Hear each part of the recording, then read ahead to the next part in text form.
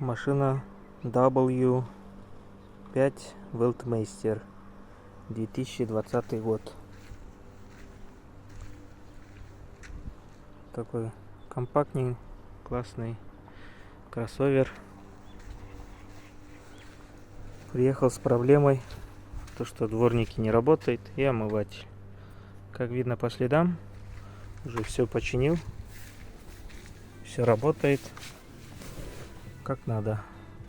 Вот впереди все работает, сзади тоже вот брызгает, работает. Проблема была в неправильно уложенной проводке.